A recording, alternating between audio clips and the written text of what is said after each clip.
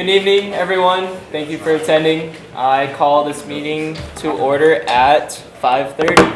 I'm going to start us off with roll call. Alejandro? Here. Here. Oh, nice. Eric? Here. Nice. Edgar? Here. Monica? Oh, she's absent. Or excused. Excused, right? She's on the phone. Oh, sweet. Dane? Here. Alex? Here. Kirti? I think she said she was going to leave early. Is she running late too? Okay. Jessica? Here. Sweet. I'm here. Martin? Or Dr. Here. Kennedy? Sorry. Greg? Dr. Tanya? Here. Candy? Here. Joey? Here. Lacey? Here. Aubrey? Here. Sweet. All right. We will move on to agenda approval, if anyone has looked over it.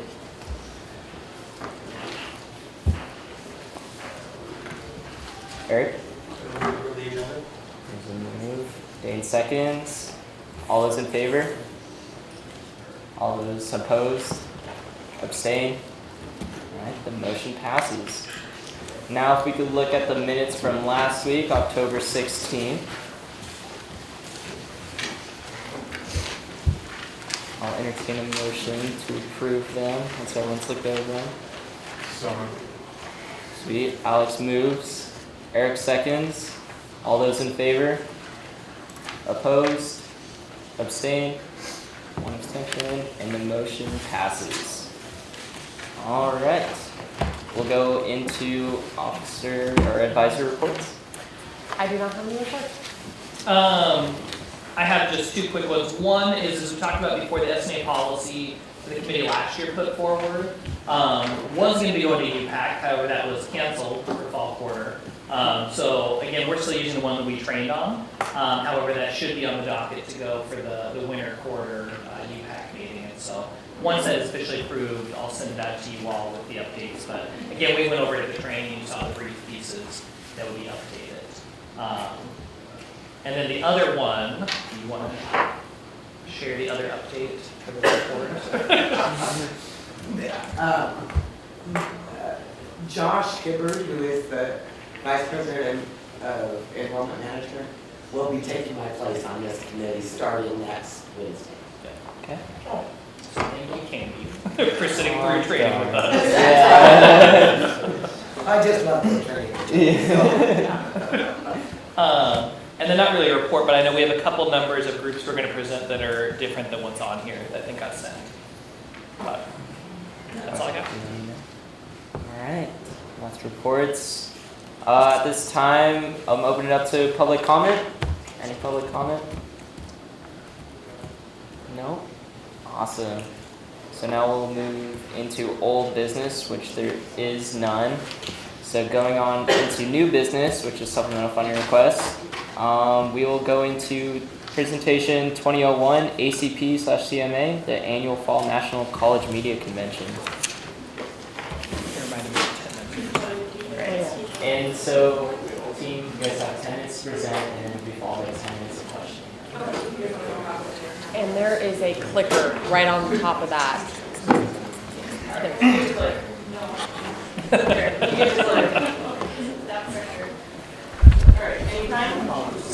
Anytime, yeah. All right. Hi, everyone. Thanks for being here. What you're looking at are the student journalists who will be going to Washington, D.C. next week for a Associated Collegiate Press conference.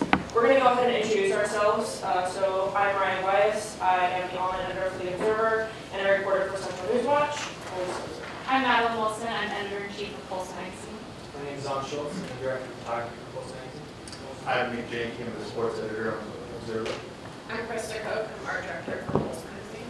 I'm Jessica Perez. I'm the social media manager for Central News Watch. I'm Joe Bizette. I'm the tease editor and the assistant social media manager for Central News Watch. My name is Mary Clark. I'm a senior editor for The Observer. I'm Cassandra Bays, I'm the editor-in-chief for The Observer.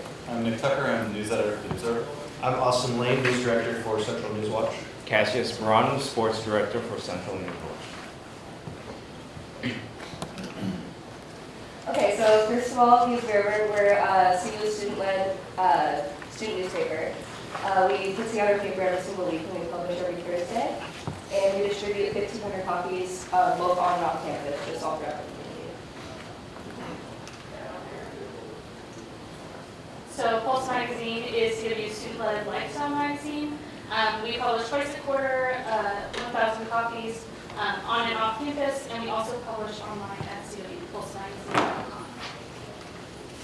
And Central News Watch is CWU's student-produced television newscast. We do 6 shows per quarter, but we don't only focus on campus. We focus on things that happen in Ellensburg and Kittitas County as well. And we go live on ECTV channel 191 or ECTV2.com every Tuesday at 4 p.m. And you can find us on Facebook.com/centralnewswatch. So we want to talk a little bit about the impact of the work we do and the impact on students. So one of the reasons we get to do what we do every day is so that we can give students a voice. There are so many students on campus that are unheard, so many stories that are untold in the community and on campus. And so one of our main goals is just to give those students a voice and to publish a diversity of stories.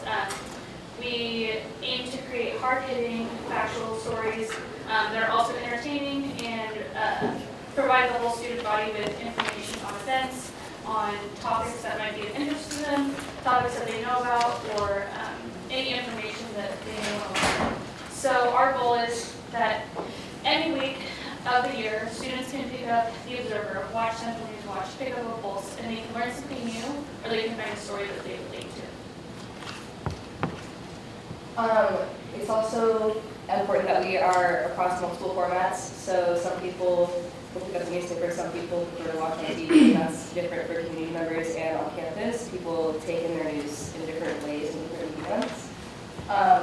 TV is also important for providing transparency between students and faculty, which is something that especially students again and again say that they really want, and so that's kind of what we're here for. And it also allows them to stay connected with the university, which of course is really valuable. Other things that the impact of student media has is networking and career building. We get to do things in these classes that you can't do in many classes. We do practical learning things, and we're preparing you for life after college, getting you ready for a job and a career. After you graduate from CWU, leadership and team building, obviously, we take new people in, train them the first quarter they're there, and then after that, you are welcome to join our paid staff as a member of our team. And so we are always teaching team building.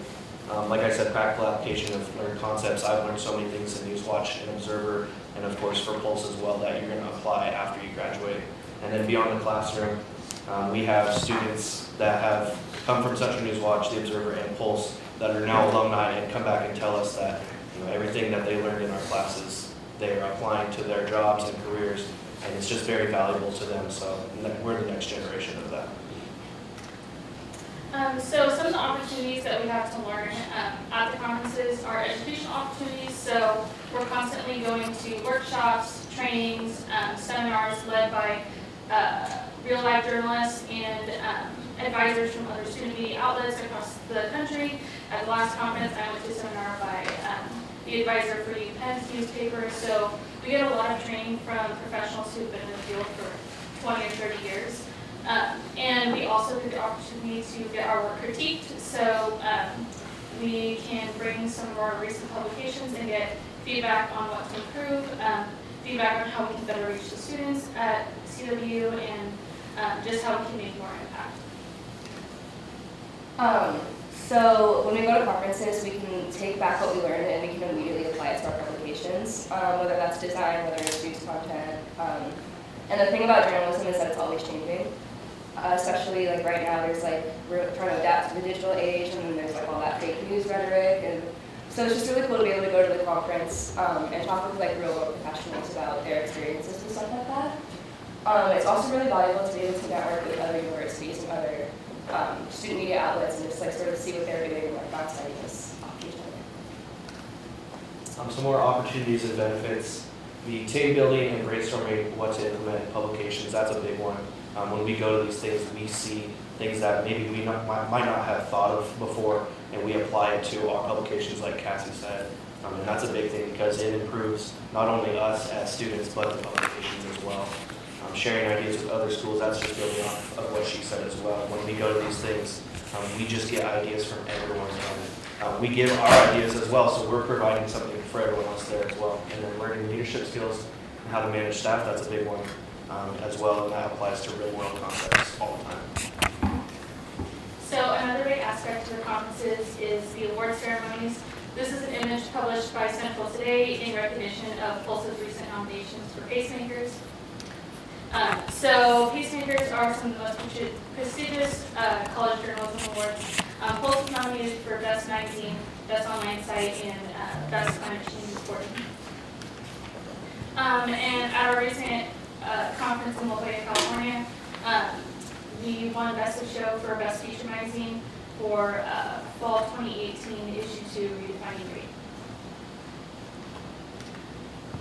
So getting to go to these conferences allows us to get feedback again on kind of the more tough situations that we're talking about.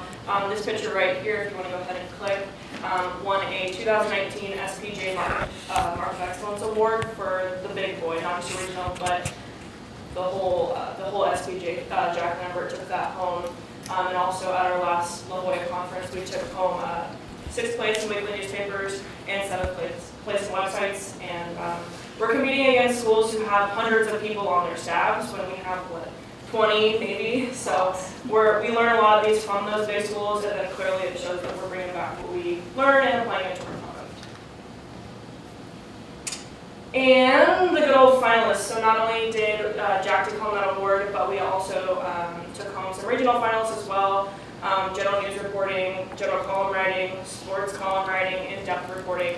And we have so many awards going back decades of just all these awards that we're able to bring back to Central and our community and our students. For Central News Watch, here is Daisy Hernandez reporting on the story of the Deputy Ryan Thompson Memorial that happened here at the Nicholson Pavilion earlier this year, in the past school year. And basically this photo shows just us out there doing what television reporters do.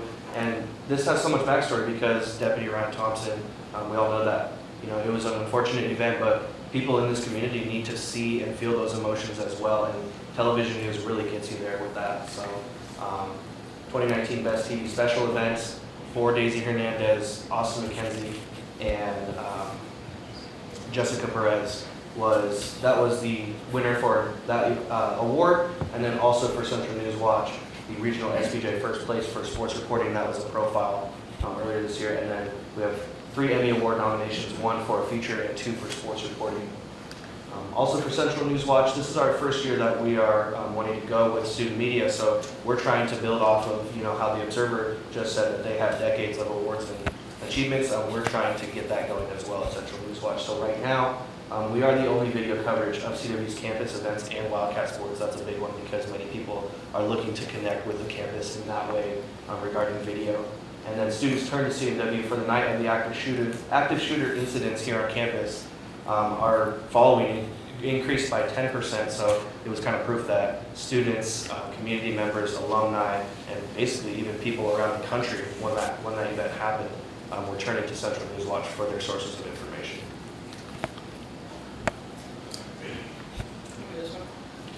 Okay, yeah, so we're taking 12 students. This is the 12. 5 of us are from the Observer, there's 3 from Pulse and 4 from Central News Watch, and then we're going to the Associated Collegiate Press Conference in Washington, D.C. from the 30th through the 3rd. Okay, now this number is actually less than what's on your next agenda. I'm sorry, that's 10 minutes. 10 minutes, do we, as a committee, Dane, you have a motion? Yeah, let's motion to give them like 5 more minutes. There's a motion on the table for 5 more minutes. Tanya seconds. All those in favor? 1, 2, 3, 4, 5. Those against? Abstentions? All right, the motion passes. You guys have 5 more minutes. All right, sweet, thanks. So this number is actually a little bit less. Kate back there will be able to answer any questions about budget. But basically, the lodging comes down to $4,028, airfare came down to $7,200, registration fees came to $1,480, critiques and best of show, those are obviously where we get feedback, came to $150, pre-conference workshops, which are just where we kind of get to talk one-on-one with a smaller group of people. Those came down to $600. Meals came down to $23.10, ground transportation is $450, and then so the total budget is here, but what we're requesting is this. And I believe that's it. Yep, so thank you, any questions? Sweet. All right, we're gonna move into the 10 minutes of questioning. Any of our members have questions? Greg? So, all three of these, are they courses that you register for, and there's other students that are also in the classes? So we're all paid staff, but we each of us have classes that students take, and then they create content basically for each of the locations. So this is the paid staff, and the class is just everybody's. This is some of the paid staff, not everyone on paid Yeah. staff goes, kind of how it fits, they kind of rotate, and then people who are going to stay on the next couple quarters, if we can implement a lot of those changes, get to go to the conference. And then as we get closer and have new staff come in, our staff's changed quite a bit every single quarter, so we bring new people in every time we go. Yeah. Kind of follow-up question to that. Are all of the paid staff receiving credit for being involved in the three organizations? Yes. The financial change reflects the fact that there are fewer people going than what the. That's correct.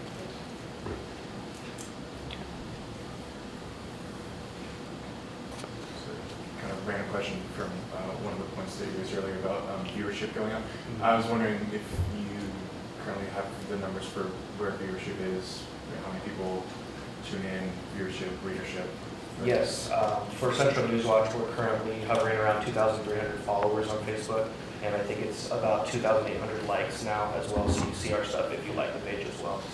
And also to go on that, when the active shooter happened, actual stations from Yakima, Spokane, Seattle asked us for footages, so we gave it to them at that moment, and they tuned into our page asking us for more information as well. And like you saw, it was a big increase from that night. I think in the past year and a half, we've increased by at least 1,000 followers on Facebook. Yeah, and Observer's kind of following that same trend after all those events, both even the protests last year and everything that kind of happened last year kind of helped us get up. And so we've kind of been seeing a steady increase too. I think we're just under Central News Watch last time I checked. We were under by like I think 50 followers.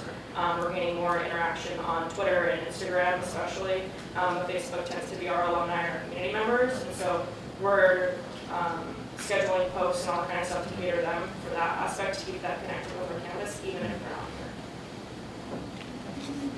here. How do you see the benefit from this conference to bring back to the greater student body here at Central? You know, I think it all comes with, for example, I went to a pre-conference last year that was talking about, or sorry, it wasn't a pre-conference, but it was a session at the conference that talked about digging deeper into stories that actually affect your students. So for example, there was a school there, and they were talking about, it's a private university who, they couldn't get like any financial information on their university, and they were finding ways around doing that. And so kind of similar, you know, our staffs are all learning how to use public records and how to utilize them in our stories and in our content. And so I think that that's a greater impact because sometimes, you know, it can be difficult to just even have schedules line up with people and sort of learn how to take, you know, how to take that information, put it in a public records request, come back, be able to have greater content, more factual content, and then also being able to take things at a greater and broader perspective that not only relates to Ellensburg, but how these students can take things back to their families, their homes. That's what we want at these conferences. So, how do you, so you got the active shooter threat, and that boosted you guys up. How are you gonna make it so that, you know, your growth doesn't, you know, plateau and you don't have to wait for another Alfonso or something Right. like that? Listen, do you want to go ahead? Yeah, we talk about that a lot in Central News Watch, and what you see on our, sorry we didn't have it in the PowerPoint, but on our graph of our followers, since that event, it's constantly gone up, and that's because we produce anywhere from 5 to 10 stories a week. And sometimes it's the story that isn't an active shooter event. For example, this week, Jared did a story on Buddy the parrot's birthday here at the Ellensburg Pet Center, and that in one day had 1,000 views.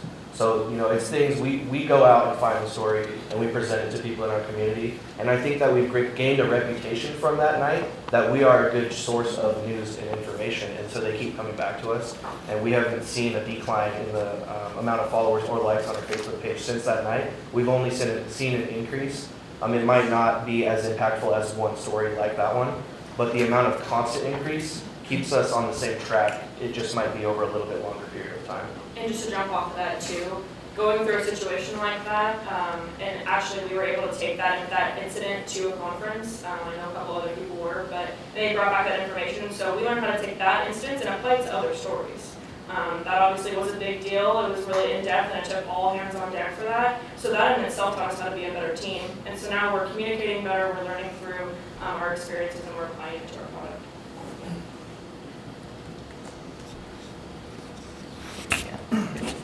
I guess one other, and this is, I know the answer, but I'm going to put you on. Since you are the first this year, this is also a training piece. Since you all do receive base funding, can you talk to the committee about why there's a supplemental request versus using the base funding for this? Yes, so each media outlet gets their own base funding allocation, and though that funding is used for operational costs, student employment, production, printing the newspaper, printing Pulse magazine, take Central News Watch for example, their allocation covers student employment only.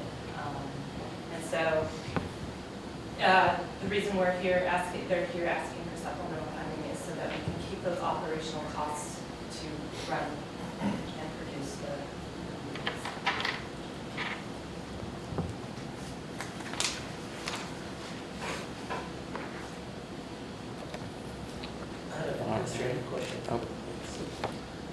Oh.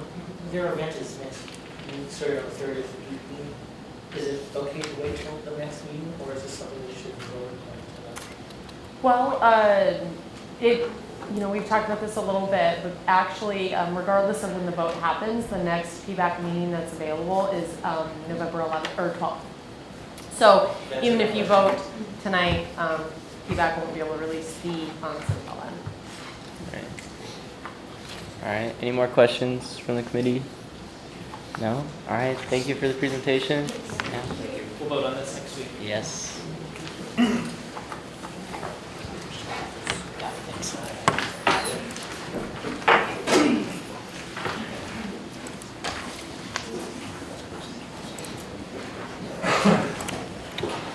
Okay. I think we're having a shifting in the Shifting, yeah. Let them come in That's like first. single file.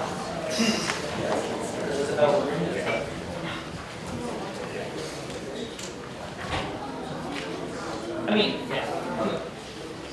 Just hanging out there.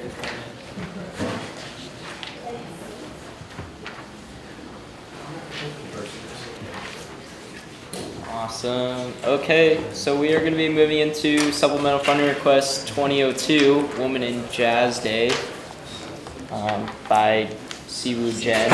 They're requesting $9,267. That'll be revised. Revised. Okay. Sweet. Awesome. Okay, you guys have 10 minutes to present, probably 10 minutes of questions. Starting now. Hello everyone, my name is Joe Walrath and I'm the president of Central Washington University's Jazz Education Network chapter. Today we are requesting funding for our third annual Women in Jazz Day on April 11th, 2020. As I said, my name is Joe Walrath. My name is Jake Hauser. I'm the treasurer for the Gen Club here. Hi, I'm Maya Wagner. I'm Shayna Ellis, I'm the vice president. So before we go into what the actual program will have in this event, we like to talk about the reasons why we're doing this. If you look at the percentages of women that join jazz programs in education, it goes from about 50% in middle school, about half and half, and you get to high school, cuts that in half again. At the collegiate level, about 10%, and we're representative of that as well. Central's a little bit higher, about 12-13% right now for women in the jazz programs. And at the professional level, it's less than 1%. It's really unfortunate that we see this, but this event, we hope to change that. And the last 2 years has shown a significant increase. All right, so why are there so few women in jazz? Well, institutional sexism that we see in our daily lives doesn't just go away in the realm of music. In fact, it's very prominent in music. A logical solution that many have suggested is to have a more fair audition process. A process called blind auditions has been incorporated into the orchestral classical side of music. A blind audition is where the panel of judges can hear the person auditioning, but they can't see them until a decision has been made. That has increased the likelihood of women or people of color in these groups by 50%. However, many jazz groups are unlikely to have open auditions for new players as an orchestra night. They rely more on informal networks, and the networking habits of male jazz musicians do not always suit women. Deals and arrangements are often made at the post-gig hangs, not always seem to be the best place for women to do this work, as sexual harassment has become acknowledged as a very serious issue. Another reason why there's so few women in jazz is because improvisation is taught probably in the worst time in middle school when puberty happens. And at that time, society expects girls to sit politely, be quiet, while guys, it's acceptable for middle school boys to be boisterous and loud and want all the attention. So it makes it really difficult in jazz band setting in middle school, where you tell a boy to stand up and play solo, he's like, I got this, he'll do it, it'll be fun. But if you tell a girl to stand up, it's really scary, especially when you're one of the few girls in the group. I speak from experience from this when I was in middle school. It was terrifying, and a lot of my girlfriends dropped out of jazz band because of that. Another thing is instrumentation. It's kind of a stereotype for boys. Boys play trumpet and trombone, girls play flute and clarinet, and you just see that as we're like showing the instruments to the children or the young students for the first time. We're showing boys playing trombones, trumpets, girls playing flutes and clarinets, so that's the instruments the students choose to play. And in jazz band, the instruments that are in jazz band are saxophone, trombone, and trumpet. So you can imagine more guys are in jazz band because of that. Another thing is role models. When jazz first started in the 20s, I mean, girls, like women, were expected to like stay home, cook dinner. So the girls weren't doing much in general. So they weren't part of that first thing. And then it just kind of carried on. And the big jazz names you think of are males. And I didn't really even hear about a successful female musician until I was about 10th grade. So it's kind of hard to want to pursue something if you don't see someone that looks like you doing it. It's kind of the same thing as there's a lot of white female school teachers right now because that's just how it's always been. And it, like other genders and races don't really look up to that and say, I want to do that. So, kind of continuing on this point, these are just some visual evidence. If you look up, anything involving women and jazz, they have to be pretty and they have to be essentially. Whereas anything, even if you look up female jazz instrumentalists, you get mostly men. And then this is one of the emails that sort of inspired this event. A woman from an organization called Seattle Jazz Ed reached out to a professor here and gave him some info about a Women in Jazz Day that was happening at sort of the middle school, high school level over in Seattle. And the professor unfortunately responded, is there a Guys Day of Jazz coming soon? And this is kind of a common uphill battle we face, and it's a point that I've had to make a lot as I've stepped into the leadership role of this event. Is that the Guys Day of Jazz is just, most days. Yeah. So at the event, the specific events that we're going to have and the panels, We're going to have master classes that are specific for your instrument or your voice type. We have people coming from all over the country to talk about the specifics of who we're actually inviting to this. But those will be one-on-one, and you'll be, like Shayna, for example, who did you get to work with last year? And you one-on-one were able to work on your actual instrument and your solos and everything. The coolest thing ever, just hands-on experiences. The clinics. Oh yeah, for context, Keisha Benjamin is a saxophone player for Prince. Or when Prince was alive, she played with Prince a lot. Just for context. Oh, you're good. The clinics are awesome, so that's a little bit less of the hands-on stuff, more masterclass teaching to all of the instrument types, general things you can learn, also about education, because we are the Jazz Educator Network, so we learn about how to teach other kids jazz as well. There's a panel discussion like you see right here, and we've also recorded all of these, and all the people that pay their gen dues in the club get to access all the videos that we've done the last 2 years. I was able to cite this panel that we had 2 years ago for an essay that I wrote in English class. We have an all-female jam session, so everyone else gets to go up and play some music together, and then a performance at the end, which is incredible. All the professionals come together and make music. It's a great time. It's one of the best concerts that happens in our department every year. So who does this benefit? This benefits so many people. The young women who go to this, who may be feeling like struggling at their school to fit into this jazz world. This benefits future and present educators whose job it is to create a safe and inclusive environment in their own classroom. This benefits students at Central, who they can all learn from this event in so many different ways, and the generations of Central students to come as well. Last year we had over 100 participants of many ages and genders, which was even more than the year previous, and so we're just anticipating it to keep going up. So that's really awesome. For the clinicians we're bringing out this year, local Seattle pianist who moved to Colorado recently, Donna Clement. We have Katie Thoreau on bass, Karina Colas on drums, Beanie Fox on guitar, Nadia Nordhaus on trumpet, Andrea Cho on trombone, Dr. Adit Schneer from the University of Oregon on saxophone, and Johnny Kendrick, a local Seattle vocalist. And then this is the revised budget. We had to resubmit our expense because this was going to also be requested from S&A, but unfortunately because of the club funding structure changes that happened in the past month, we had to kind of rework all of our funding requests. So this is the more revised, much more exact budget. When I submitted the budget in September, we have more details now nailed down that give us a lot more precise information to work with. And thankfully, the total we're requesting from the universities is actually less than what I was originally budgeted. And I'll be happy to take any questions on this because I know we're coming up on the time.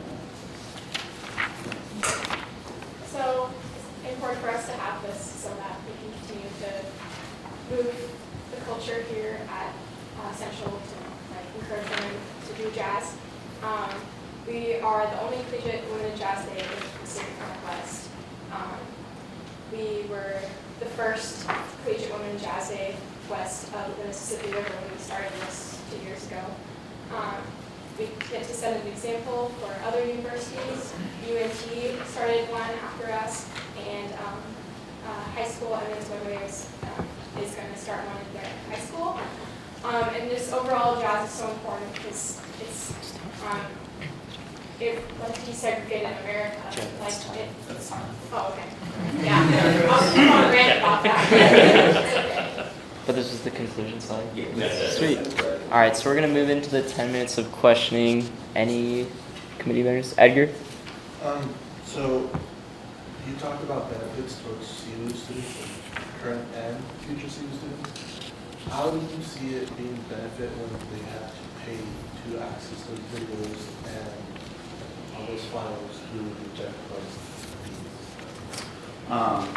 The archives are a service that we provide as part of being a Gen member. The benefit for future CWU students, for example, Shayna was at the first Women Jazz Day, and it was a huge influence on her decision to come here when she was a senior in high school. And we've seen again and again in the past couple of years, I see high school students at this day, and then and come the fall, I see them enrolled here at Central. So how much is the due? How much is the Dues are $10 a year. Okay. Yeah. So it's not It's, we keep it as minimal as possible. The dues also not only give you access to notes from this event, we go to the Gen Conference the last 2 years, or no, how many years? 4 or 5? We've been going to the Gen Conference since 2014. We've taken notes of every clinic that happens at that conference. So And all we of keep it. an archive every year. And what are the dues used for? The dues go towards, it's part of our fundraising, and we use them along with our weekly pizza fundraiser to buy performing equipment it's sort of an effort for community engagement. So if you've ever been to, like say, like Cornerstone Pie, Dakota Cafe, there are a couple live music venues in town, and if you've seen jazz play there, chances are it was performed on equipment bought by our club. And with those $10 dues, you can rent that for free with the club, as much as you like. I've done it probably 20 times this year.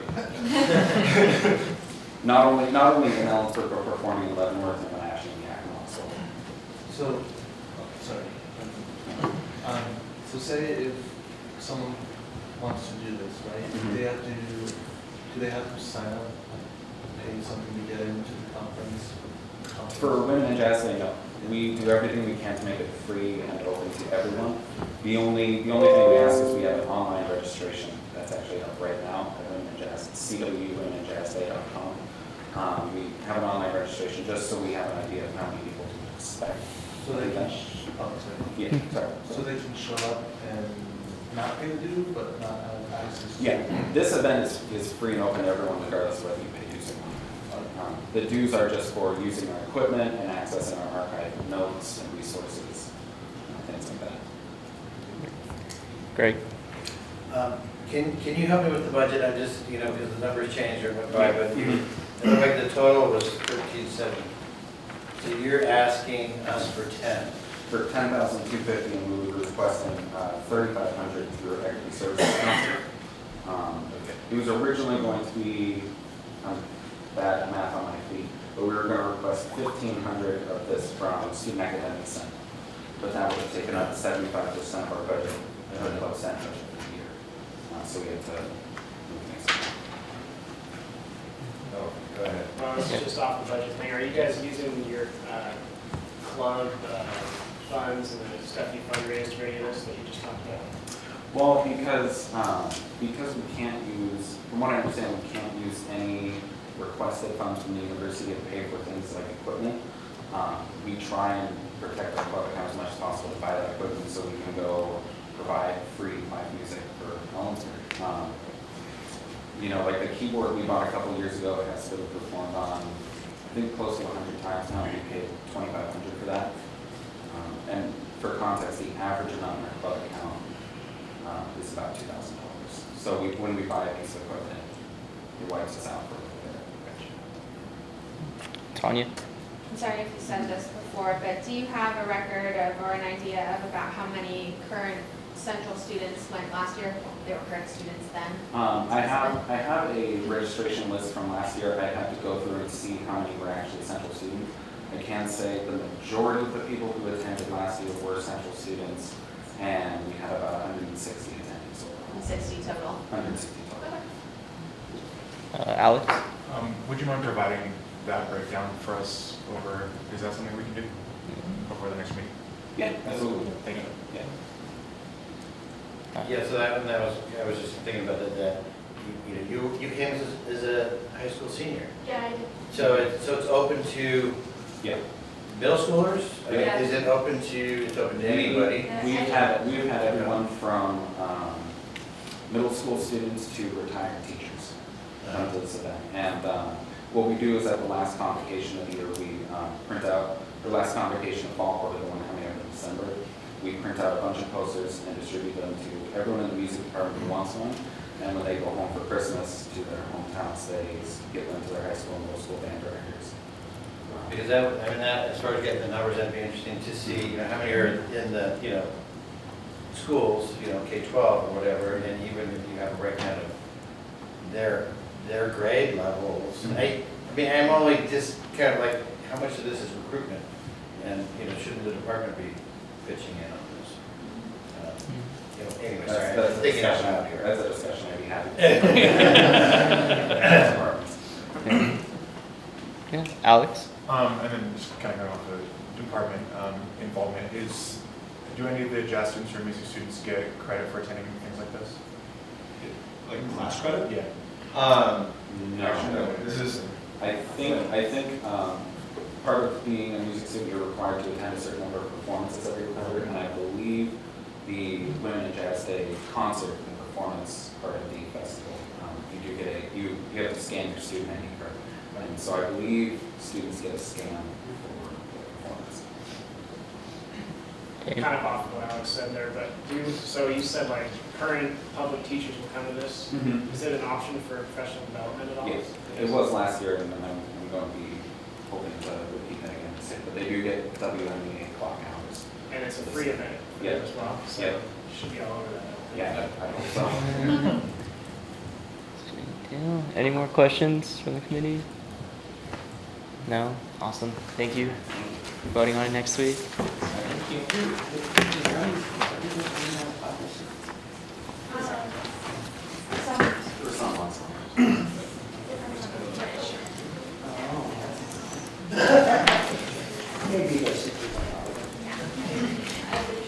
Okay. Yeah. All right. And now we're going to be moving on to supplemental funding request 2003, which is also the Gen Club for the Gen Conference.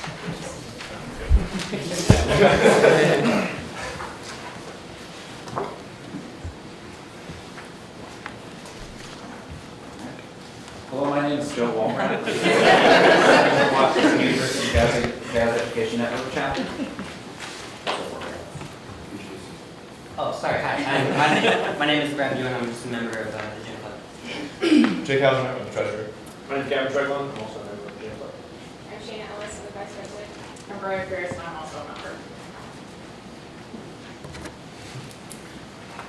So GEN stands for Jazz Education Network. We are a global nonprofit organization, and CWU is actually the signature and model chapter for the whole entire country and GEN organization.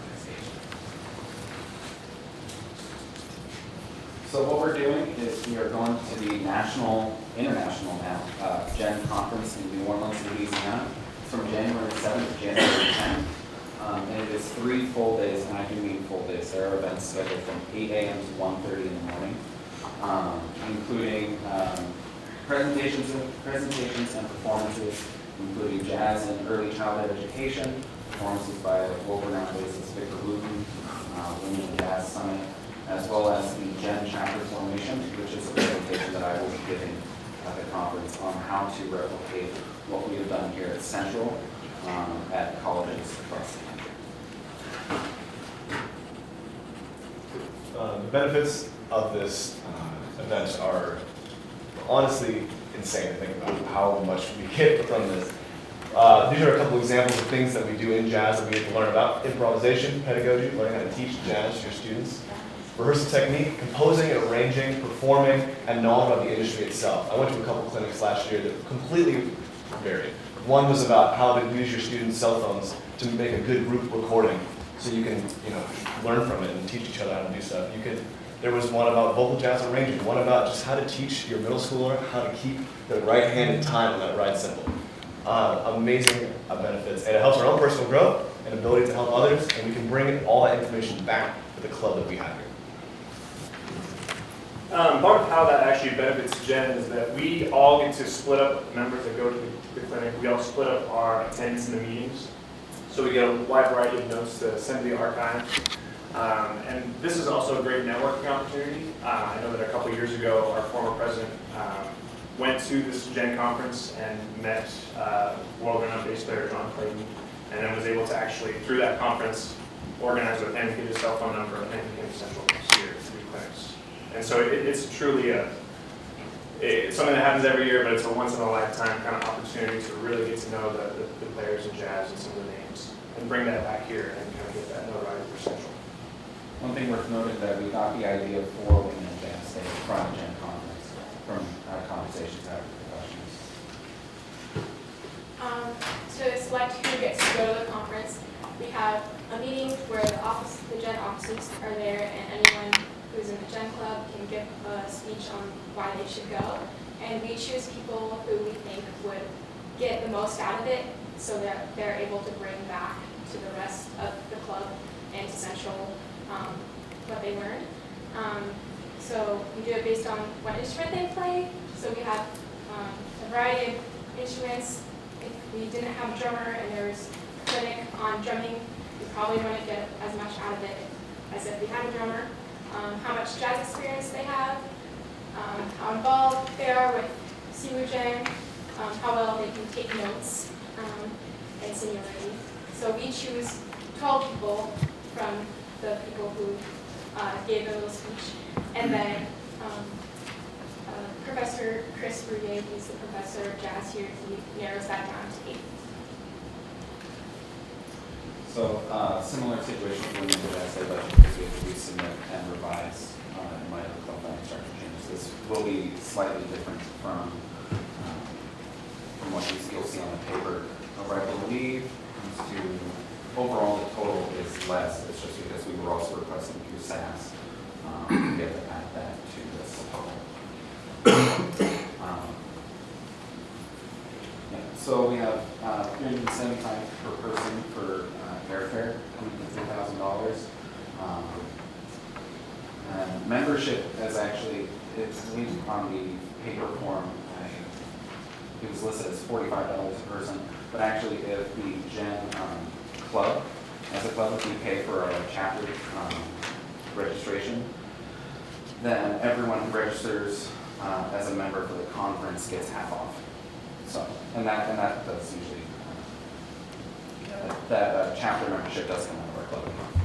The hotel was much more expensive than last year, unfortunately, but that's already been booked. And then food, in past years, we've budgeted 3 meals a day for the 8 or so people who end up going. But I kind of noticed in past years that we don't get to eat full meals at this conference. So my budget for food was based on, can we buy 4 days worth of granola bars and rum for 8 people and have some to survive. And then the new budget item that I'm hoping for this year, because it is in January and we have to drive over the pass, it's always been kind of a high source of stress getting over the pass in January with student cars. And so what I'm hoping for is an extra $656 so we can have a professional driver just will take a Bel Air shuttle directly to SeaTac. I think it's just a much safer option.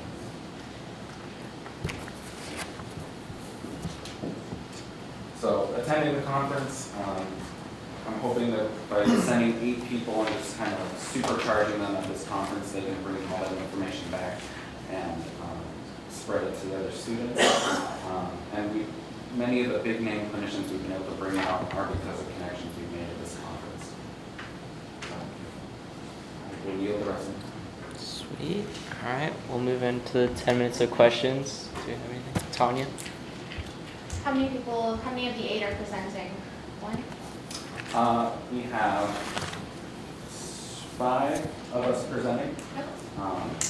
And then, yeah, there were 2 other people who had a class coming in at this time. Okay. Alex? How many of the 8 are attending for the first time this year? All but 2.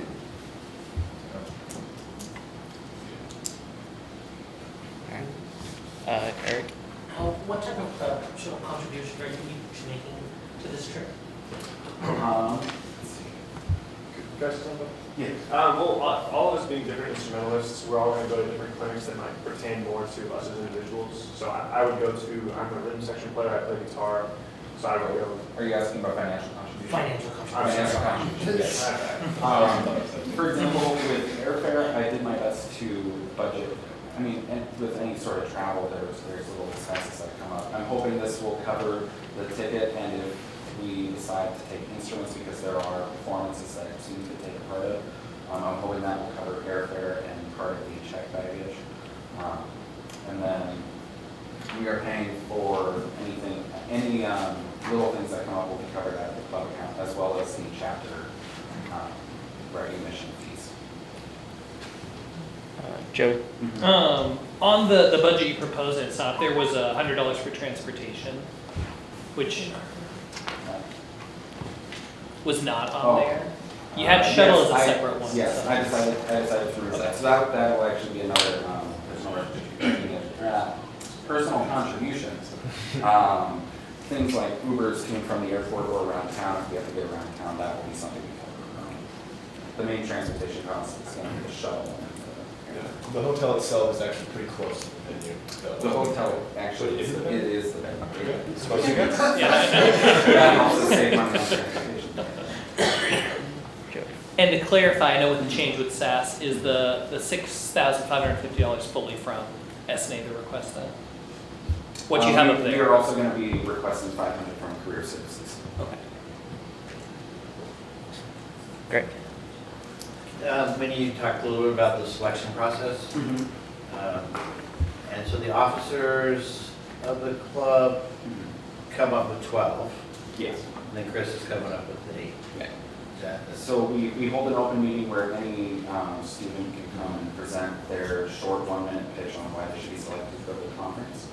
And then we have our secretary take extensive notes on every pitch. And then the board gets together and decides, okay, is this person really gonna come back and contribute? You know, have we seen that events before, and things like that. So, and a couple of questions on this, and how many, I don't know, how many members, but how many actually want to apply to go to get that, the original pool to come up with 12, and then going back to your previous presentation, there really wasn't anything in the selection criteria about diversity, you know, so like, are we making sure we have 50% women go? It did happen this year that we are taking 4 men and 4 women. The main sort of criteria we try to fill, we do take, no matter what, we do take 2 women just for rooming reasons. There was one year where our previous president had to share a bed with a guy and it was kind of awkward, so we try to avoid that now. Then the other criteria we consider is instrumentation, so that if we don't bring a bass player and one of the best bass players in the world gives a clinic, we kind of miss out on that information. Does that answer your question? And how many were the original pool? This year we had about 25 applicants. I have one. So you said like CWU is kind of like the model at Gen. Could you like describe a little bit more about that, like the influence that this university has on like that national association? So that was a thing they sort of came up with for us. One of the national, so there's us, we're like little Gen, and then there's big Gen. And someone on the big Gen board found out what we were doing and was like, holy cow, this is awesome. And I was on a 9-person Skype call over winter break a couple of years ago, where they just picked apart every little thing we were doing as a way to understand how our university setting and our club works. And then they decided that they want us to come to a conference every year to present on how we do what we do and how other colleges can do this. If you go to their website, you can actually look on like how to make a college group of Gen, and there's videos of our members explaining different aspects of what we do, how we host public jams every week at Brooklyn's, how we have these kind of meetings going to Jazz Day, things like that. So, given that, does Gen nationally contribute anything to you all coming to present and be kind of the model for? Part of our membership discount comes from being a signature chapter. Okay. What's the attendance of a conference like this? Oh gosh, the hotel. So the hotel venue that is at the Hyatt Regency next to the Mercedes-Benz Superdome in Louisiana, and it's sold out. And they had to open up, and they have to find 3 overflow hotels. I don't know if that, I don't know the exact number off the top of my head. It's big. It's big. They have people coming from Europe, Asia, and South America, as well as North America. So it's kind of huge. Is this the only conference you do during the year? Yes. Will we have it at Central one day? Maybe at the new Winbrook Hotel.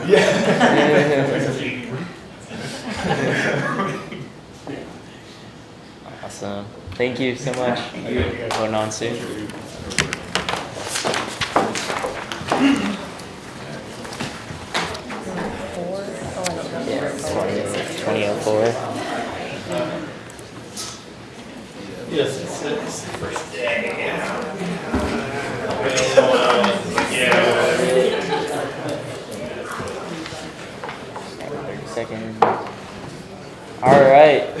moving on to funding request 2004 BSU, trying to go to the Students of Color Conference for $3,000.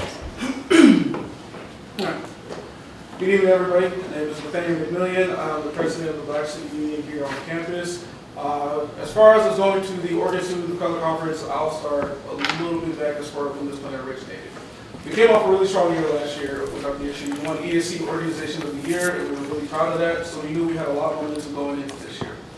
Once we arrived at this year, we put together our board, and we all came with a game plan to make sure that our students feel as welcome and are provided as many opportunities as possible on this campus as anywhere else. We know the demographic breakdown of Central leaves us at 4%, and then when you talk about the retention rate of said 4%, it's not anything that we're happy about, especially when you look at African American men. I believe right now we're underneath 1 in 4 after their freshman year. So I just want everyone to think about that for a second. Out of 4 black men that come in the first year, we're maybe keeping 1 going in. That's what I was told. But that is the information I was told by someone that does sit with retention. So I'll just move on that. However, we do know that it does need to increase, and it needs to get better. So what we're doing and why we're attending the Oregon Students of Color Conference is because we know that there are institutions out there that are actively working at fixing this issue and are improving on it day by day. And we want to begin to pick their brain as far as what it is that they're doing. Because we notice that the conversation is being had too much around Central, and our objective this year is we want to make sure that we keep as many students as we possibly can. You have the opportunity and the privilege to come here to school and to get an education. You shouldn't let anything outside of something serious take you away from that. We want to make sure you felt welcome. So, and us going down to the Oregon Student of Color Conference, right now, registration was $145 per person. All of our board members, which is 8 of us, and 2 advisors have already paid out of pocket to cover that there. So we're already registered and we're good to go there. What we're asking we're seeking funding in other sources, and we have meetings with student involvement as well as the ABS department, who are going to be helping us fund some of the other things as well. And we also want to reach out to S&A too. So with that being said, the way our budget breakdown, we already took care of registration. Motor pool is 2 5-seat sedans. It is a 7-hour drive to Eugene, Oregon. That's where the conference is being held at. It is a 3-day conference. However, the first day is Friday evening, and that is only open to people who are already part of the membership of the Oregon Students of Color Coalition. Now, Saturday is when the actual conference starts at 8:30, from 8:30 to 7 p.m. Sunday is 9:30 to noon, and we'll be coming back after the conference then. It's about 5 workshops. Unfortunately, they did not give us the title of these when we registered. We have 5 workshops on the Saturday, 3 workshops on Sunday. Food is provided. The only reason we have food up here is miscellaneous is because, again, it's a 7-hour drive to Eugene, Oregon, and we have 10 people going. I don't know how many of y'all can sit on the empty stomach for 7 hours, but hey, that's just me. With hotel and lodging, we looked up some of the, I forget the name of the event center, but we looked up the local hotels surrounding it there, and where our room breaks down is 5 rooms 1 night, or 5 rooms 2 nights. Friday night, Saturday night, and that's when we'll be staying there.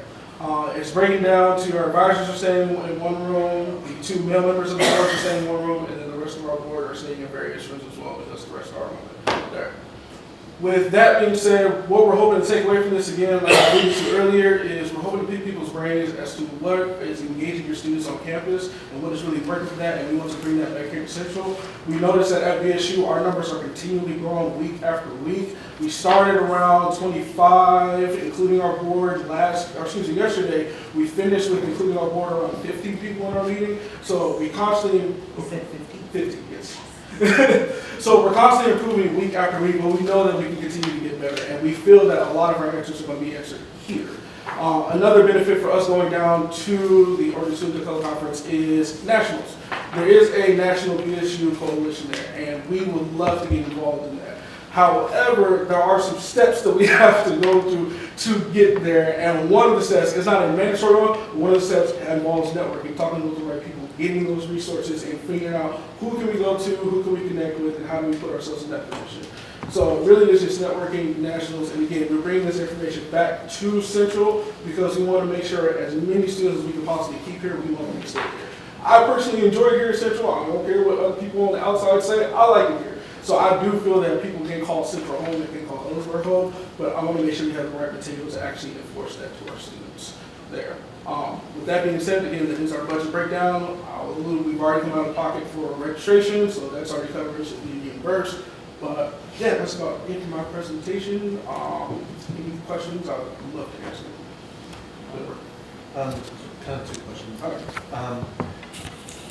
Did the advisors, are you requesting money to cover for the advisors? No, they already paid out of pocket, so yeah. And then we had 2 students who couldn't afford it, so we took it out of our BSU account.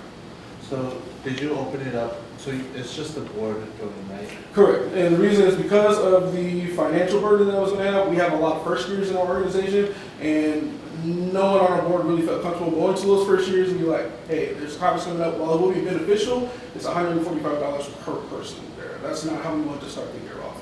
So our board sees the benefit of it, and we know that we're bringing all this information back to implement throughout the rest of the year. So we know it's still going to be a benefit even if we go. Eric. This is just a future thing. Is there a possibility in the future for BSU working with the PC and other ESC orgs to put on a student conference here? I'll speak as a president right now. I'm 100% down for that. but going into the future, I do believe who I assume is running for president next year is a president, that we'll be making even further into that discussion there. And also, I wanted to clarify, the reason we are not asking ESC for these funds is because there have been a lot of conversations around graduation ceremonies at the end of the year and who's funding for that and where that funding is coming from. Each ESC organization is allowed $3,500 for the year. We want to keep that in our pot for Black grad. We know how serious that is to our community and what that means for our members, so we don't want to touch the money to impede on that in June, which is why we are. Great. So I'm just trying to get the breakdown of the budget. So you're requesting 3,000? Yes, sir. From us, and these things over here? Yes, sir. So the registration is 10 people, Mm-hmm. and there's 8 students and 2 faculty? Correct.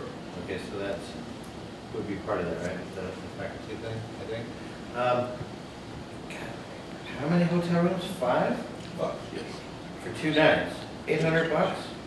That is what it was looking like for the time frame. That's really ridiculously cheap. That's like. I'm not. Yeah, we're not staying at the top of the hall. Yeah, but I want to make sure you're at a safe place. I mean, it's Eugene, right? So, but it's still, is that? All right.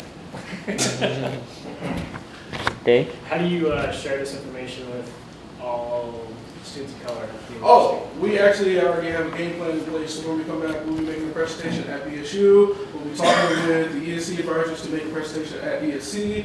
And then should anyone else actually want to hear of this after ESC, we'll be willing to present on what we learned anywhere after that. This is kind of a broad question, just because but so you talked a little about retention, and because I was just wondering, what are some things that you have as expectations or things you're looking forward to as students to make an impact in that area, as opposed to like the administration doing that? Oh, definitely. Yeah. So the reason why we're picking people's brains down there is what we're learning, at least as far as the communication we've had both inside ESC and just general general students across campus there. We're actually like, why are you noticing that people either aren't coming back or are staying, like what is going on? And it's one of 2 things that constantly keeps coming up. They feel that they have nothing for them here or nothing engages with them, especially with the African American students there. And the other thing is just finances. And that I completely get, that's not something that we control. But we have 100% control over how much we engage our students and how we actively reach them. So if we make sure that every student sees something that they can identify with on this campus, and if BSU can be a part of that, then we're all the way for it. That's our biggest thing, figuring out the right way to engage the students and each student demographic individually.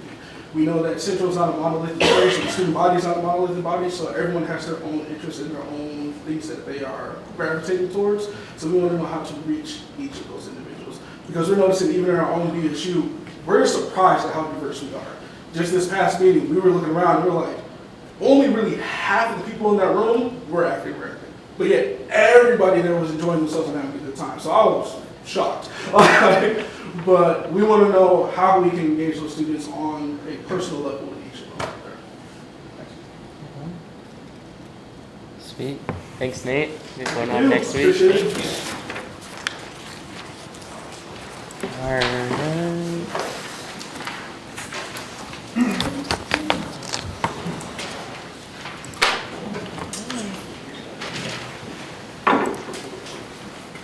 Cool. Alright, moving on to funding request 2005, which is Trumpet Club requesting for Trumpet Fest. Yes. Hello, my name is Will Miller. I'm the president of Trumpet Club this year. We are putting on a small little festival in about 2 weeks called Trumpet Fest. It's something that we've been doing for years and years and years. It's been going on for so long that on our website that we had for it, there was a picture of our professor, Professor Carmel, with some of the students that were attending at that time. And I had no idea who they were, and if you don't know music majors, stay here a long time because we have so much stuff to do, so the fact that they were like people that I don't know, it's been going on for a long time. So yeah, it's going to be November 5th, 2019, that's a Tuesday in a few weeks here. We're bringing together trumpet players from all over the state. It's primarily for our trumpet players here, but we're also inviting other people from outside of the university to come. And we're going to learn from some really world-class trumpet players. There's going to be master classes, clinics, even some private lessons, and a concert at the end. It's going to be really cool. There's also a vendor from Bach Summer, who make a bunch of really nice trumpets. They're going to be showing off some of their trumpets. They're offering it for sale. Whether or not they sell anything else, we'll see. So the clinicians that we're bringing in this year, Bob Slack, he works as the Dean of Performing Arts at Citrus College, which I believe is in California off the top of my head. He has been around the block. He's been playing for years and years and years. He's performed with the likes of Buddy Rich, with Sandy Nestico, with Ella Fitzgerald, even Celine Dion. You know, he's been around. He's very well versed in how to play. He's been professionally recording. And all of his groups that he's taught at, whether it's a high school or a college group, or some sort of honors group, they've all been internationally recognized from the Grammys or the Jazz Education Network Conference that our Gen chapter was just talking about. We also have Christy Wands, who is originally from this area. She used to play trumpet in the Yakima Mid-Columbia Symphony. She's currently in Oklahoma City. She's working in 3 different universities, and she is just internationally known as a really fantastic, primarily piccolo trumpet, which is not something that we see a whole lot of. Piccolo trumpet is a really small trumpet with 4 valves that a lot of people don't actually realize. She's also been around working as a, what's the word I'm looking for? Freelance, that's the word. Freelance trumpet player. She's played on a bunch of musicals, international tour for Kinky Boots. She's been in a bunch of brass bands, symphonies, and it's going to be really cool to have her. This is a great opportunity for our students to meet one-on-one. We have like a dinner the night before, and then the actual event. We have clinics and master classes and all that, where we get to learn from these clinicians. They have combined over 50, 60 years of experience. They know what's going on, how to perform as a freelance trumpet player. They know the ins and outs of trumpet. They know how to network, and it's going to be a really great, valuable resource for us as students to learn from.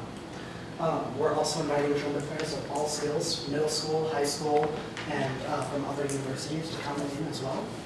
We're not sure how many are going to be. We are going to be here. In past years, we've had lots and lots, and in some years, we've had very little. I think last year we had like less than 10. It's a little bit sad, but we've been really pushing on publicity, so we're hoping to get more people in.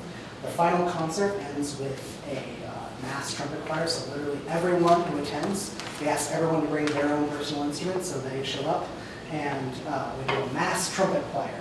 Everyone gets to perform. We have a pretty easy piece that even middle schoolers can read on, and it's just a really special, fun time for 50 trumpets. wants to be blasting. It's great. As a trumpet player, my ears are going, it's great. Budget, really simple. It's a pretty small event. We're basically just asking for help to get the clinicians here. So 2,200 should cover both of them. That includes their honorarium, airfare, hotel, transportation, 3 meals. And then piano accompaniment for our final concert is just to help us put that concert on. This is also, I also want to clarify that I'm coming to S&A. We were originally going to primarily go for Club Senate, or I guess Funds Council now. But with all the changes that were happening, we just kind of were like, uh-oh, we don't know what our budget cap is at the moment, and we just wanted to, we knew that this was, for the most part, staying the same, so we were going to come here.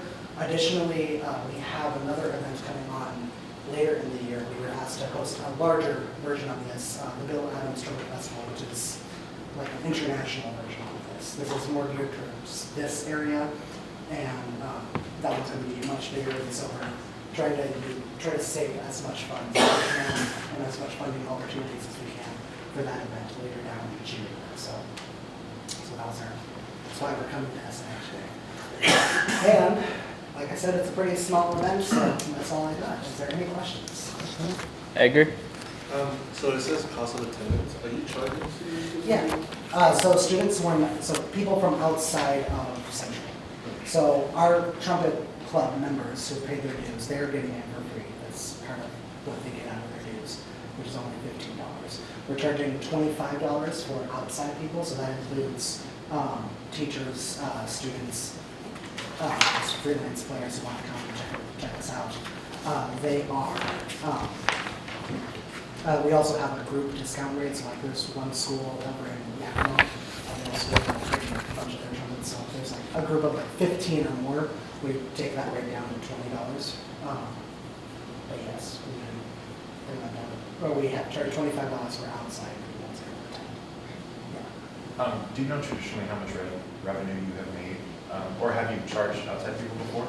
We have. I'm personally not sure what the revenue is. You say currently it's 25 outside, and then for certain discounts it's 20? Yes, if they're bringing if it's like a school and they're bringing like a group of 15 students. Follow-up question. Do you know historically what the attendance has been like for outside? Not a whole lot. Like I said, last year we had about a little bit less than 10. I've heard of years, like before when I came here, I heard of years where we've had like upwards of 23 or so. But since I've been here, it's been a little bit on the down now. What I'm hoping to do is this year is really push on a publicity. And once we have the event, I think something that we haven't done a whole lot in the past is ask for feedback. So I'm personally going to be making have a feedback form. So if there are things that the attendance wants to see, you can potentially change that and put that into effect for next year's as well. Greg? Could we get those numbers? We have to put it on the, like how many, what they were from last year, how many CWU students, how many outside students? If you have that, that would be great. And then just to clarify, the trumpet club students, they get in free. Off of their dues, yes. Off of their dues. So if you're a member of the flute club and you want to go to this, you have to pay $20. So it's only how many are in the trumpet club? It should be about 23, I think it is. So, and I guess that just knowing what the ticket sales are, so if you're generating revenue, this is covering all the costs. So what happens with that? So, like I said, we're putting on a larger version of this later on this school year. We were asked, the Bill Adams Festival, Trumpet Festival, is an international, not international, just a national festival of crap ton of trumpet players. And it bounces around. Crap ton. Crap ton. The metric crap ton. The metric scientific unit. And it bounces around from year to year. They ask various universities to do it or put it on. For this year, we were asked to put it on. So we're trying to save as much money to put specifically to that. And I'll be coming back later on this year to ask for a little bit more knowledge. But that's where that number's going to come to, is specifically just for that. Yes. Okay. So if you're a CWU student, you didn't get any kind of discount? I haven't. So if you're the flute player that belongs to the, Yeah. do you get some kind of discount for that, or do you pay full $25? I would have to talk to my advisor about it. I like that idea. Traditionally, a lot of, like, this is very specific to trumpet players. Right. So traditionally, a lot of people outside of that don't really want to show up. This is very geared towards our trumpet players at this school. So that hasn't happened before. I think I'm going to thank you for that, because I'm going to thank you too. I'm going to bring that up to my advisor and see what they do. Any more questions? No? And Awesome. then, Lacey, did you say that I could request that? You can, however, the agenda is set, but you are able to request that from the committee. Awesome. Thanks, Will. All right, thank you. Thank you.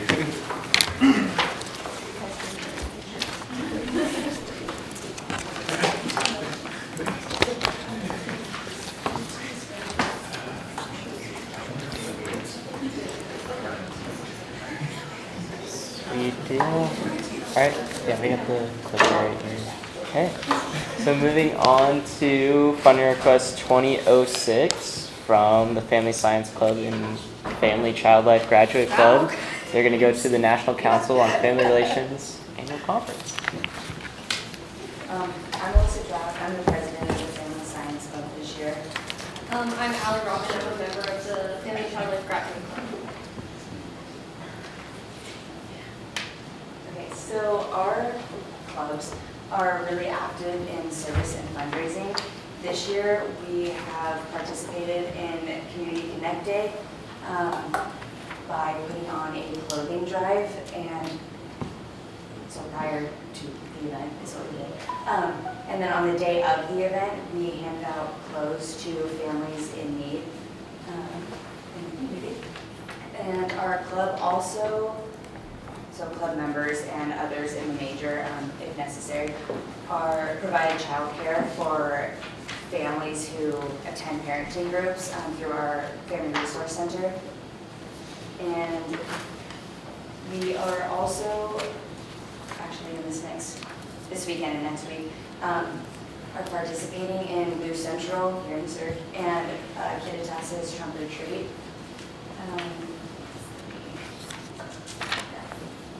So we work hard in our fundraising and trying to earn money for our services and for the club. Last year, our kind of big fundraiser was t-shirts, and this year we're currently doing Krispy Kreme donuts, which are being distributed right now. So our professional organization for family science is NCFR, the National Council on Family Relations.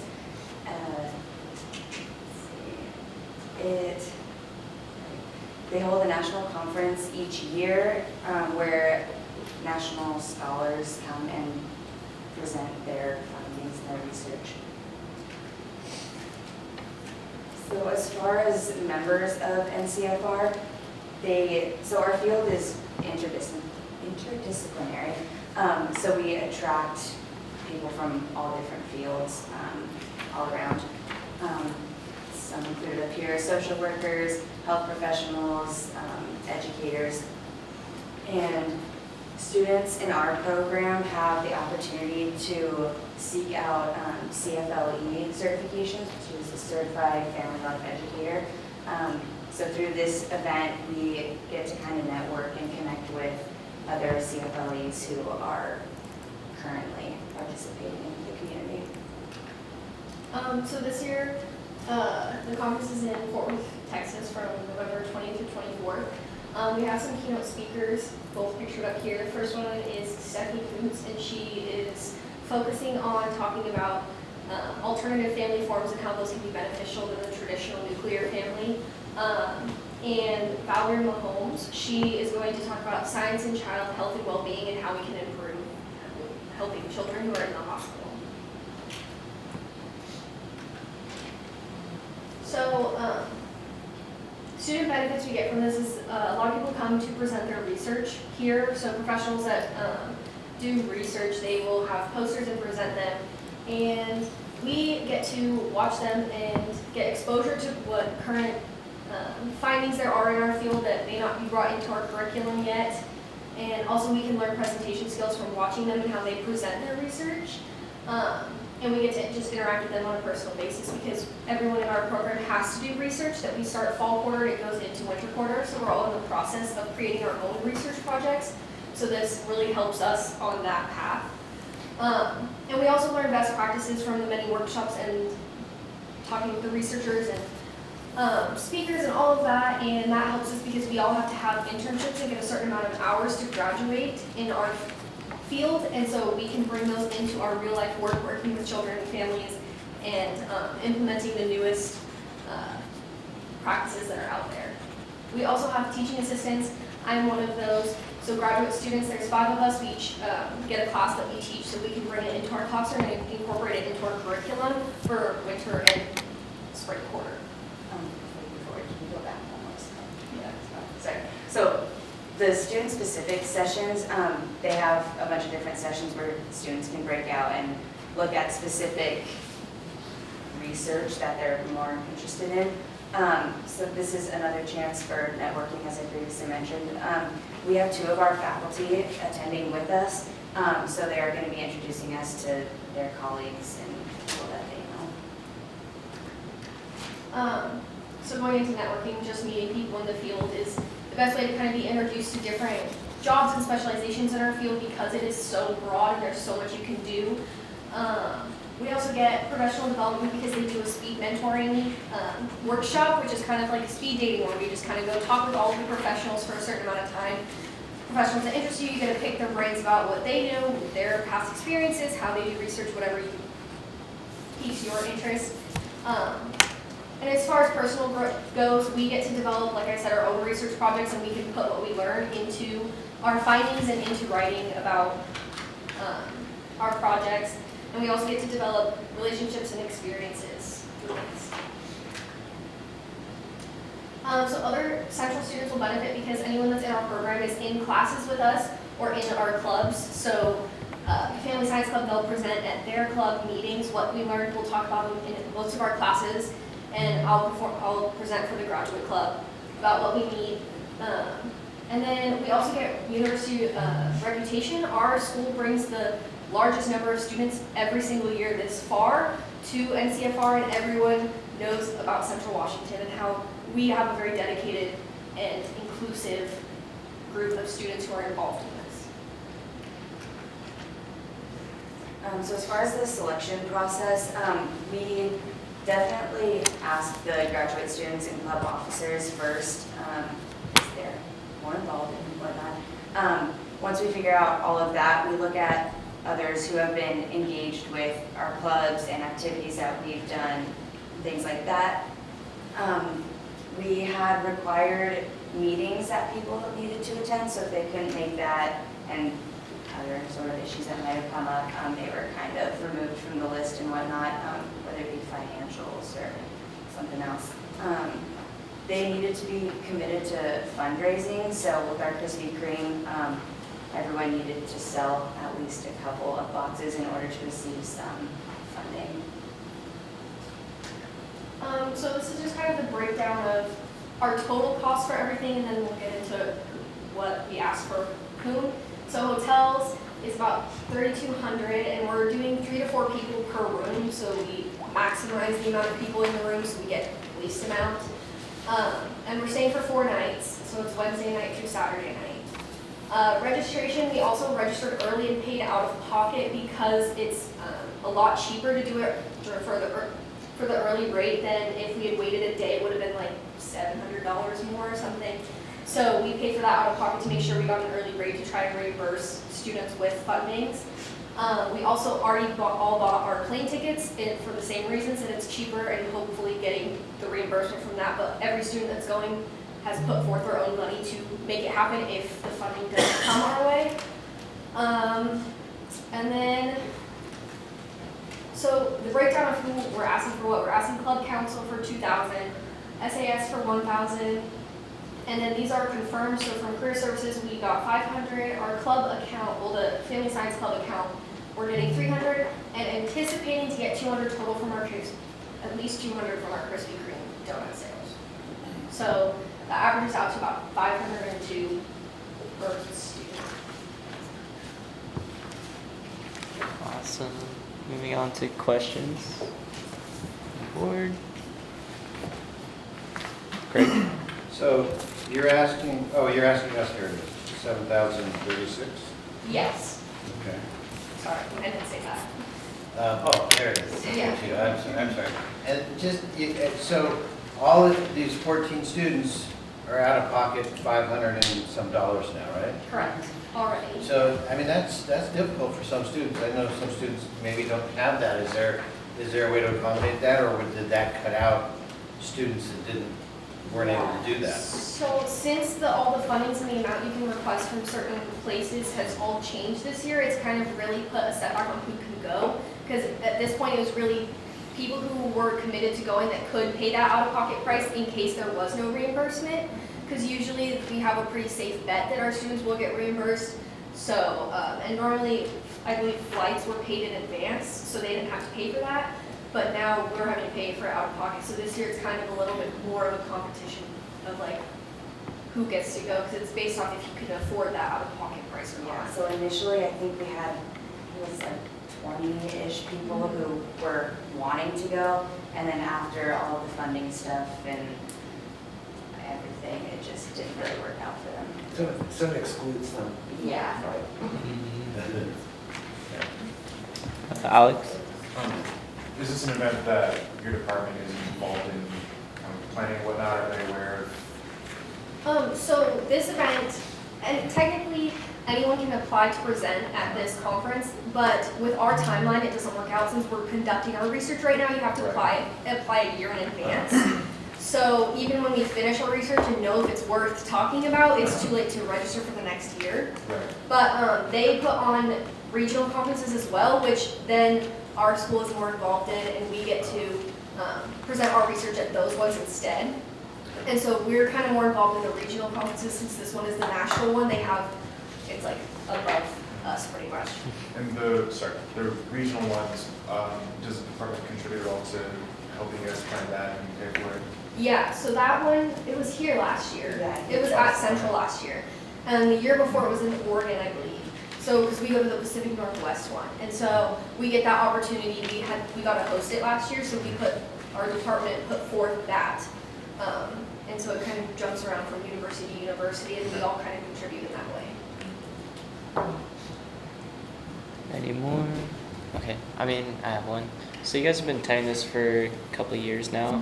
Have you guys packaged up just kind of the type of impact this conference has on you guys? Anyone's got internships from it? What's the real benefit from it for everyone that goes? It has a major impact on us. A lot of people that go into our field kind of generalize it to being social work, but a lot of people find their career paths and network with people who get them into their career paths through going to this conference, because you're introduced to so many different career fields within the general family science. So a lot of people I know have gotten their networking and gotten jobs through people that they met or agencies and that kind of stuff. Sweet. Any more? Awesome. Thank you so Thank you. much.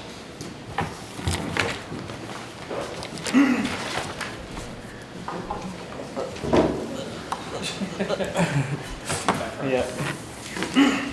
Okay. Awesome. Thanks to all our presenters. So we're going to move on to other business. Any communications received by anyone? Joey? We will be having our committee photos next week at the meeting, and so we'll send out a reminder for those to make sure, because you will have your photos taken to prep in advance for that. And if you do get here a few minutes early next week, hopefully we can get through those quickly, do the individual ones, and then the group shot as we've done in the past. So, yep. Anyone else? No? Okay, so I'll open it up to public comment, second call to anyone. I would No? just say, and this is less public comment, more an advisor comment. Again, knowing it's our first meeting with business, a lot of great questions. I know for new members, it's kind of this abstract because we haven't had the chance to deliberate yet. Hopefully you got some feedback on some of the questions. We'll see next week as we're discussing as a group on some of these, and so you may know some stuff that would be good to know. So we'll make sure we ask that in the future. But otherwise, great questions from everyone. I don't know if I can ask a question. It's public. Is this the time Yeah. I can ask a Sure. question? So a lot of them talked about they didn't know what was happening with Club Senate accounts. Oh, with Funds counts. Yes. Yeah. So that's what I disclosed during our fiscal training, is that the ASCW has elected to change their funding model. Yeah. And so a lot of what we will see in the next few weeks will be the impact of that. Oh, okay. And so this is due that's to what they're timing. talking- Yeah, a so lot that's of what they're these talking things about. are actually happening before, the events or trips Yeah. are potentially happening before they'd even be seen by the club council. Oh, okay. Yeah, so the it short, pertains to it. yeah, so the short answer is we're advising them to go to S&A because they don't really have another avenue outside of that. Now, the club council is picking up and they are getting their funding model tightened up, so it should kind of even out by next quarter. Yeah, they're saying the first week of November they're gonna start listening to requests. They have about 16 that are waiting to get heard by them. So, yeah, first week of November they're gonna start hearing those requests. So, yeah, Lacey. And just as a point, there is the ASCW funding. They have a lot of restrictions that are tied to their bylaws and all those things. And so sometimes club requests or org requests, they don't always fit within those guidelines, but they do fit in with the S&A guidelines. So there's certain situations where we will actually guide them to come to S&A as opposed to the other funding model because it is just a little bit more conducive to what the request is. Would you be able to let us know about that? Because I know sometimes people are kind of looking for, are they seeking funding elsewhere? We want to see that, but like, would we be able to know, like, they couldn't seek from these other places without being experts in those other places' bylaws? Like, Yes, so they'll disclose it during their presentation. Like you've heard a couple of those presenters, they'll say, you know, our intent, or usually we'll go through and request from this avenue, but due to some of these other things, we request here. So we try to get them prepped. But if you guys have any questions, I usually know. I would say most of the time I know, unless for some reason they haven't disclosed.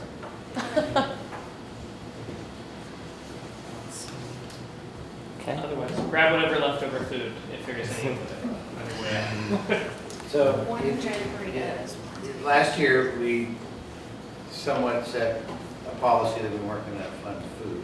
Oh yeah, you weren't here. Did you already do? Yes. Okay, good. So to clarify on that We're from the training, it was decided that we would. So it is allowable. It's not, you're gonna have to. Right, fund it, no, I but know. it is allowable Okay, so- as a practice. Yeah, I wasn't part of Yeah. it.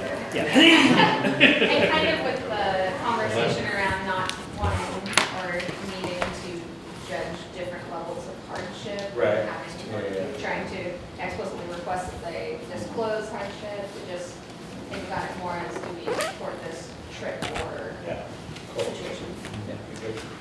And one piece that I know is going to come up multiple times, and it did come up in at least one of the requests, is there tends to be advisors that go, so either faculty or staff that go on student trips.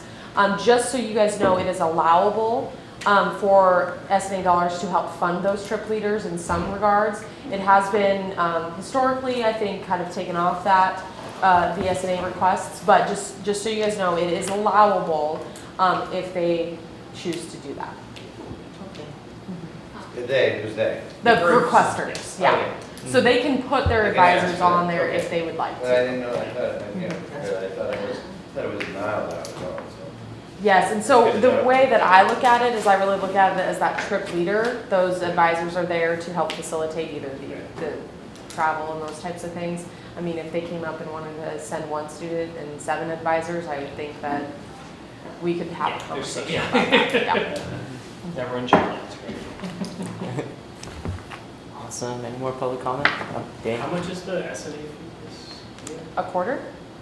Yeah, this one. $237.10 if you're full-time. This is the comment section, right? So I liked how the last group do like a breakdown of per student. I thought that was pretty neat. If we're paying $236 a person a quarter, well then $500 a person for this whole trip kind of makes sense. I kind of like that. I thought it was interesting. That kind of split what I had. But we don't have a per person cap or anything, so you see there's some people who are in multiple groups, but we never, that's kind of a tricky situation, right? Because I think we started to see at the end of last year that there was some like, oh, we've seen these people a lot. But like, is that supposed to be a factor, right? Just because they have opportunities and know about the application process, should they be penalized? I just think it's something that we never like actually said out loud. That seemed to be a thing we need to, maybe not now, but a conversation we need to have. To like spread the money around so everybody gets a fair chance at it. Maybe. Yeah, Or well, to but not everybody, penalize the people who know what's going on and are, yeah, I think there's two sides to that. I I don't know, I feel like everybody knows that, well, not everybody knows, but people that do know you can do this, you can apply for money whenever you want throughout the year, so, and more advantage to them, that's good on their part, they did their research and so I think that advantage goes to them. Why apply that, you know what I mean? But, we all pay, so, but they have a chance, anyways.